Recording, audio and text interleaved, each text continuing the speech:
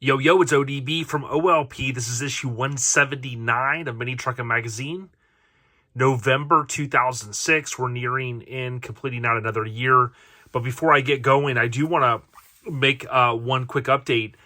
I don't usually look at these issues before I go through them. And right after I mentioned this in issue 178, when I finished the video, I said, you know what?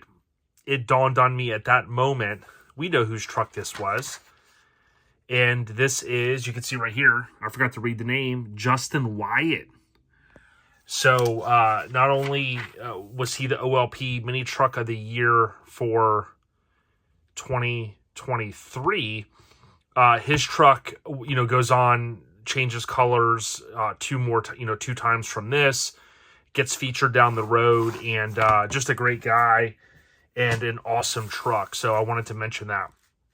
But this issue, like I said, is issue 179, November 2006. This is Travis Chavin, I believe is how you say his name. 91 Nissan Hardbody. This was built by DIB, also known as Doin It Big. This is Mike Alexander's 16th credited cover. It's the 16th NC truck on the cover. It's the 5th cover truck with intro wheels. It's the 32nd cover with a Nissan. This is the second biggest issue ever, 124 pages if you count the back cover. It is basically the second biggest issue because, as I mentioned, the last issue was like 132 pages. So it does grow. Now, I'll show you technically there's a few more pages that don't really count, but I'll talk about that in a few minutes. Which actually, this is kind of the teaser right here. You've got a bonus pull-out poster, which I'll just jump ahead. It's not in this issue here. This is a this is a newsstand issue, but I do have an issue here. Magazine's flipped upside down, and that is the pull-out poster for those that maybe have never seen that. But with that being said, let's jump right in. Thanks again for all the support. Going to try to get through all 269 of the original issues, and for those that don't know, Mini Truckin Magazine is back, and you can go to minitruckinmag.net, or is it minitruckinmagazine.net? Either way, many of you have already probably subscribed to the new magazine, and they are coming back out with issue number 2 very, very soon, from my understanding. So you got a pretty cool table of contents here. This ties into, right here, I wanted to mention Wheels and Tires Galore. So you can see in the TOC, you've got this huge photo here, wheel and tire. You've got some kind of background images. Here we see a little bit of insight to the cover, and that mentions photography by Mike Alexander.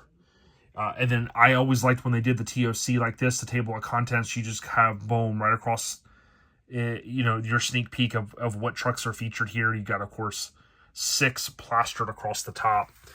Very good issue, lots in it, and it's crazy to think that we've been through every issue so far of the magazine. Pretty insane. This is Draggin Thru on the left. That is show or party. Mike Alexander just talking about kind of the mini truck lifestyle. Do you guys still party hard at shows? Or did you ever party hard at shows? I know I love going to shows, but I'm definitely the tame ODB at shows, which is a good thing for me. Here we see MySpace mania. So ironically enough, this kind of puts a line in the sand. You're talking almost 20 years ago. Not quite, about 18. But MySpace era. Of course, you got the Colorado here. The Roadster from Psycho Pneumatics. Here you have Les's truck. So I know someone asked me this one time. As I started this journey, I've added more data into the database, just more stuff to slice and dice. One thing I've never went down the bunny trail of how many trucks were in construction zone that became featured and how many trucks in construction zone, like Radar's Isuzu Space Cab, such as Les's here, this also landed on the cover. So that's a cool thing to potentially do in the future. Here's Dustin's 96 Ford Ranger on the right. And is it just me? I know it's probably just me. I swear that girl, that female, she looks like Paris Hilton. A little bit. And I don't know much about Paris Hilton other than that show that they had on years ago. But this is, again, Les's truck here. This was ironic, or this was different because it was a crew cab Toyota pickup. And, of course, it had a huge sunroof in it. And that goes on to grace the cover way later down the road, which is good for him. Just in Time. This is shot by Chad Lucas. This was Eric Senat. Sensat. Pretty cool truck. Got the right color. Nice copper color. And you can kind of see in this era, you have clean firewall. You didn't always see, you know, a nice shaped firewall like that. You also have the belt-driven compressor. So the EDC, engine-driven compressor, belt-driven compressor. And that era, you know, there were guys running those kind of different fabrics. Super clean bed, love it. Looks like a little bed liner on there. You've got your small tank. Everything else is black. Real clean look, I think, even for today. Spring Break Nats, 2006. I always forget. I used to go. I only went a handful of times, and I can't always remember the years that I went. Fun fact: Jimmy and Shane debuted Chicks Ride at Spring Break Nats. I think it was 05, technically, before it went to 05 Greenville. I think I asked Jimmy about that recently. But this was cool because I actually went this year, and I remember this at the time, I think, was Barry's 4Runner that he built that went on to get featured in Truckin with a nighttime shoot, which was super cool. You have this, I think, was maybe Thomas's truck. He lived over near me, I believe. I never even noticed that before. But I remember going this year, and I remember only staying at the show a few hours, but I remember seeing this Ford. I took a couple photos on a digital camera at the time that had like no space on it. But that's one photo. And I think I saw in the Kenwood booth that year was a Cadillac that I think was made into a die cast. But it's kind of cool for me, even looking back at these magazines, because it kind of reminds me of stuff that is kind of a distant memory. This is cool. Offset Woes, and this would have been a great guide. A lot of stuff now is available online, but this, you know, talks about the offset of wheels, which is still a thing that people ask a lot of questions about. I think Lance did a great job years ago, kind of just saying, you know, put a flat edge on the back of the wheel, straight edge, and then measure from the back of the wheel hub to that straight edge. That's how I always remember to figure out the offset. Then we see one of the photos here from the DIB truck on the cover. This thing, and you guys can correct me if I'm wrong, but I remember this, the big thing in this era, and I'm going to jump over here so you can kind of see, was you know, this truck having this big of wheels on it. This was in the era that 2000 to mid 2000s, where the mini truckers were pushing the wheel boundaries like insane. People going, oh, there's no way you can run those kind of wheels. And remember having conversations with friends going, no, the tire makers will never make a wheel or a tire that narrow. And then smaller tires came out, and then people could do it. So certainly this is in that era when mini truckers really pushed it hard. Here you have Graphic Disorder, I believe, with the artwork. And you can see here, pretty cool Nissan Titan, awesome wagon. Always dug those wheels. And watch your design go from concept to reality. This was kind of cool because I recall this probably being discussed on Street Source when this whole thing was hatched, which this is, you can see on the left, a Bonspeed Wheel Design contest. So imagine being able to get a set off one-off wheels for free that you designed. Had to have been pretty awesome. Here is Panty Dropper. I always mess that up because when I see it, my brain just doesn't comprehend. I don't know why, but we know what a panty dropper is, right? This is an Isuzu. Of course, they say it's a zoo. You can see here, old school. You can see the different logos and stickers that people had during those different eras. You have the billet wheels, and this is Andy's 84 Isuzu pickup. And did I say space cab? I think I meant to say pup, but I don't know where my mind's at. Love the colors on this truck, right-hand drive, just super cool. didn't see a lot of those featured, and it was always cool to see one. So wheel and tires for 07. This was big because it gave you an opportunity to see what wheels were coming out. Again, now things are totally different. You just go online, or you see a truck that you like, and you go, "Oh, I want those." But here's DIB. What it doing it big. Chad Lucas did the write up, but Mike Alexander, as I mentioned, did the shoot. Definitely love this shoot. Just the concrete. You got some green in the back that really ties in nicely to this truck. Something that always stood out to me is this was a little bit different, right? Putting the little holes there.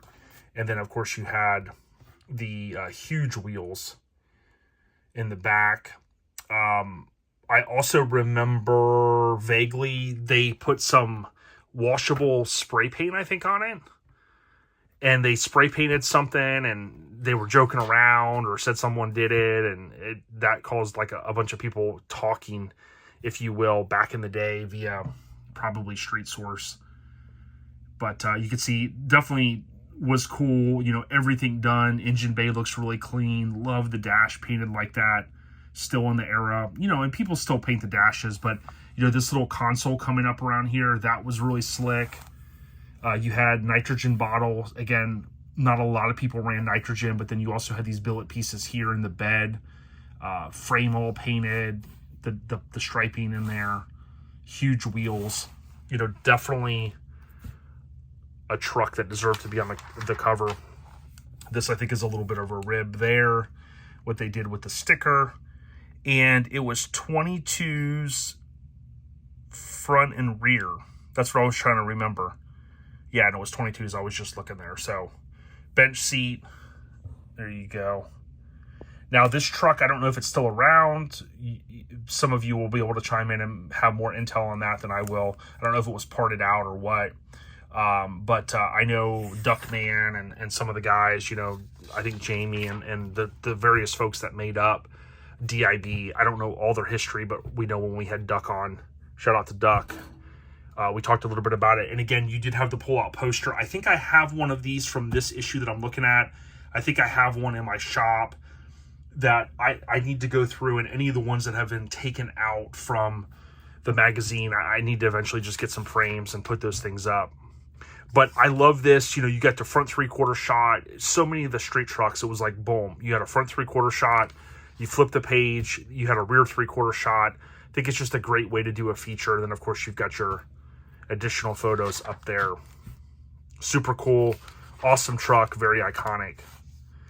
Here you got Gator Drag. What I always remember from Gator Drag is there's that famous photo of Courtney there. And there's the year that I think Brian Frost from SoCal took the photo. It was a gator mouth, like a skull, and he took a photo of Courtney through that. And when we had Mrs. Hollowell on, she mentioned I think Brian Frost taking that photo. I think this was DeCorver's. Every time I see that, I think of David DeCorver. And then there you go. That's Zach's, I'm pretty sure, right? Kunas Zach, who finished his truck this year. And hopefully that'll be on the cover of Mini Truckin one day, because it'll make it the third time. Third time's a charm. You can see the coverage here. Look at that Astro van, though.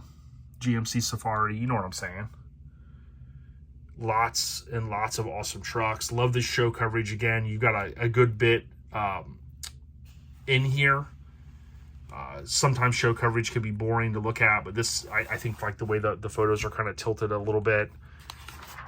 Pretty cool. If you like what we're doing here, leave a comment. Even if it's just an emoji thumbs up, it definitely helps the channel. And if you can, stream to the end. I know everyone's busy, but let these play through. It really helps us. Here's fresh front ends. I don't spend a lot of time on some of the tech articles, but they're here. You can always bump this up to 4K. Here is Severed in the Southwest. And every time I see this truck, I always go, wow, I wonder if that was one of the last times it was taken out before Tom obtained it. And, this proves that this thing was still being taken out in 2006, which is pretty cool. Now, Vic and I went to Severed in the Southwest in December of 2013, and it was super awesome at Castles and Coasters. I think it's technically the longest running car and truck show in Arizona history. course, Severed puts it on. This famous Nissan, looking great. Severed there. Awesome, fun show. I'd like to make it back out there again. You know, the kinfolk in Severed, Arizona always shows a lot of love.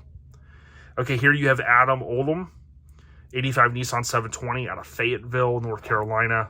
Super clean if you need to take a screenshot. There you go. 13 years of fun. Super clean. If you haven't checked out our podcast, please do. It's free. The episodes are in 2024. They're video episodes as well, and I'm going to have someone on soon to talk about a lot of 720s that he owns. Him and his wife, rather. Here's Midwest Dragfest still going on to this day, if I remember correctly. There's so many shows, some that I've just never been to. You can see many truckers liked their brewskis.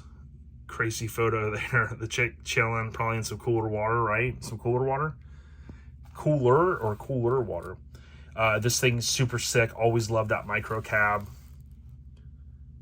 This thing was insane. I remember seeing this for the first time in the show coverage, and I was like, wow, third door, suicided, but it's hinged off of that. I'm like, wow, crazy.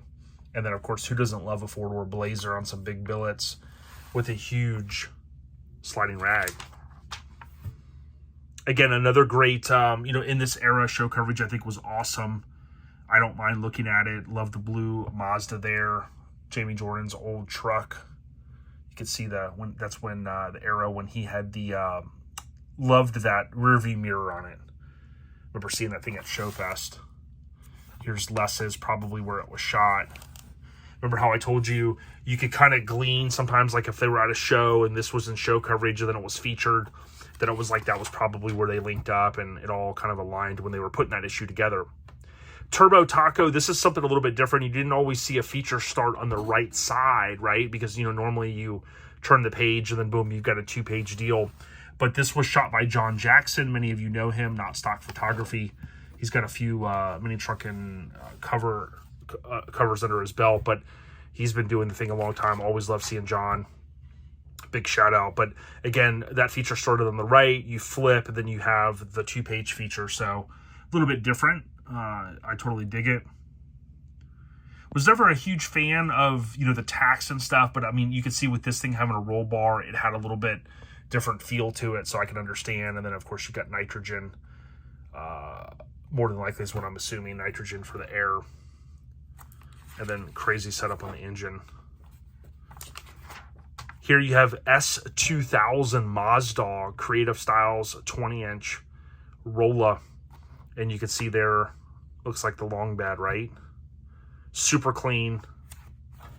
Folks love doing that swap with the bumper. You got the Phantom grille. I still can't believe I have a Mazda. I sometimes have to pinch myself because I always wanted a Mazda B2200.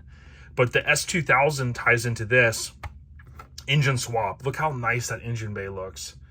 With everything shaved off of it, of course, except for the brake booster, which was kind of normal. But, just see that whole top with nothing up there. I always loved that. And then you always had that pinch weld or that piece right there. And then to see everything clean underneath it. Still iconic, still clean. Doing a little bit of a burnout. Somebody I used to work with years ago, Kyle, he was all into S2000s. And I got a chance to ride in one a bunch. And it was always a fun car to ride in. Here is Farmfest 2006. And for those that don't know or don't remember, a relaxed atmosphere. I think as a chapter or various members put on Farmfest, that kind of, in my mind, merged eventually. That went on to be Downtime, and then that went on to be Relaxing on the Ranch. But this was a cool show in Florida. This, I think, is that truck that was down south that I think has the Miazda door handles. It's been changed a couple times over the years. Here we see Matt Torgerson, my homie. Shout out to Matt. He built this Mazda back in the day. It's not technically doored, I don't think, but it's very, very, very low. That thing is pretty cool. I posted it one time, and I just put on there to see what people would say, and I put, check out this doored Mazda, and I had more interaction than ever If you post something incorrectly, even if you do it on purpose, you will get people to chime in. I think there's pages that actually do that on purpose because you actually get a ton more engagement. People want to tell you that you're wrong. And of course I said, yeah, it worked. I posted something I knew was not right and everybody chimed in. If everybody could chime in when the information was right, it would help the page even more. Okay, this was always cool. Mini Truckin Lifestyle, you would see the different renderings. And this is where I eventually fell in love with rendered by Thru. His work, that is. And it was super cool, and it was seeing it in the magazines. I recently referred someone to Rendered by Thru, which is Jake Meadows. And the person gave me a compliment. They messaged me and said, man, Jake is the man, dude. He really went above and beyond to help me out with a rendering. And I was like, sweet. And I don't always refer people to other people, right? It just depends what you're looking for. But sometimes if I got the right person, I'll connect to people. This thing was super sick. Always love seeing that. I think it's in West Virginia or somewhere out east now, or the owner was. But that was that Severed Frontier from Texas. I always remember seeing this thing, super clean. Those Toyota extra cabs, though. Mike Murray, the old co-host of OLP, I haven't heard from that guy in I don't know how long. He calls them all extended cabs. I go, Mike, not every truck is an extended cab. So here is Hard Work, Long Hours, The Perfect Job. Chad Lucas, shout out to him. I think he's going to have a surgery this week. And I was looking back at old footage of Texas Heatwave 01. Chad was out there with us, and he took us to the airport. And always love talking to Chad. He's working on a car now. There's that photo I keep talking about that's still going on. I know this one's a little bit longer, but it's obviously a few more pages. And, of course, I had more to talk about. Here's that chick again. Super hot. Now, I know this is 18 years ago, but still. Swear she looks a little like Paris Hilton. Maybe not. Maybe. I think that's a compliment. I think she looks good. I can say that, right? Okay, here you got a Mercedes car throwing the diamond up. You've got Oliver from Domination. Shout out to Oliver. And then check this out. I've learned how to do wiring now in my shop. A family friend helped me, taught me how to do all the wiring. So I'm like, oh, I know what this is now. Any electricians out there will know that's an electrical box. And I'm sure everybody else, you're probably thinking, it doesn't take an electrician to know what that is. I get it. And then Ron Perkins, Irregular cab on the back with the back window repaired. I talked a little bit about that.